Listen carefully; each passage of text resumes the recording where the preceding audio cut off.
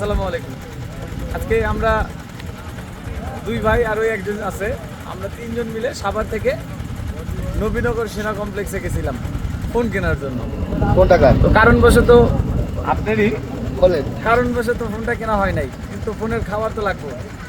এই জন্য আমরা হঠাৎ প্ল্যানিং হলো যে পাটুরিয়া ঘাটে যাব, ইলিশ খাবো। যেইভাবে সেই কাজ, আমরা গেছি, সাথে আমাদের আজাদ ভাই যোগ হয়ে গেছে। এখন ঘাটে গিয়ে ইলিশ খেয়ে আজাদ ভাই বলছে যে মাও আসবো। এখন আমরা লোক 4 জন, আমাদের হেলমেট ছিল 2টা। তো আমরা অত কিছু ভাবি নাই, আমরা গাড়ি টান দিচ্ছি, যেহেতু এখন আইন শিথিল আছে, আমরা জানি যে আশা করি যে কোনো সমস্যা হবে না। তো শেষ পর্যন্ত আমরা পদ্মা সেতুতে আসছি। পদ্মা সেতুর টোল প্লাজায় আমাদের আটকাই দিচ্ছি, হেলমেট ছাড়া কোনোভাবেই পার হওয়া যাবে না। বাধ্য হয়ে 2টা হেলমেট কিনছি। হেলমেট 2টা 450 টাকা নিছে। শেষ মুহূর্তে আসে 450 টাকা কোনো বিষয় না, কিন্তু বড় কথা হচ্ছে এই যে হেলমেট, এটা কতটুকু সেফটি দেয়, এই হেলমেটটা লাভটা কি? এর থেকে যদি বলতো যে একটা ওই যে বদনা আছে না, বদনা একটা মাথায় দিয়ে আসে। আপনারা রুলস করলেন, কিন্তু আসলে এই রুলসটা কোন কাজে আসে আমার এটা জানার ইচ্ছা আর কি। একটা হেলমেট যদি মাথার সেফটির জন্য, তো এটাতে কি সেফটি আসে?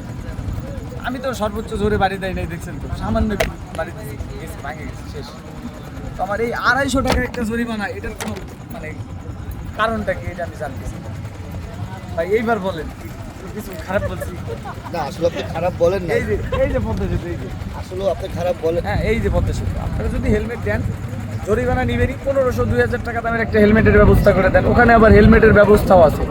আসলে খুব বেশি দূরে যাইতে হয় না, আমার বিশ্বাস যে ওদেরই সিন্ডিকেট এটা। কারণ নাইলে আপনার হচ্ছে টোল প্লাজার কাছে যেহেতু হেলমেট পাওয়া যায়, এটা কি মানের হেলমেট, আর এইটা দিয়ে ছাড়বেন কেন?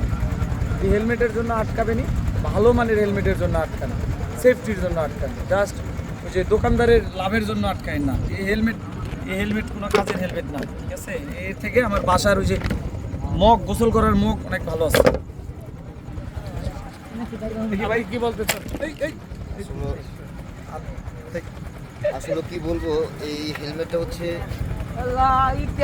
আমাদেরকে, আসলে এই হেলমেটটা দেওয়ার উদ্দেশ্য হচ্ছে সেফটি। ঠিক আছে ভাই কথা, কিন্তু আসলে আমাদের হেলমেটটা আর একটু মজবুত দরকার ছিল, কিন্তু আসলে ওই দোকানে ছিল না, তাই আমরা হেলমেট পাই নাই। এই হেলমেট যারা বানায়, বিক্রি, এটাই নিষিদ্ধ করা উচিত। যদি সেফটি না আসে, সেই জিনিস বিক্রি করে লাভ কি?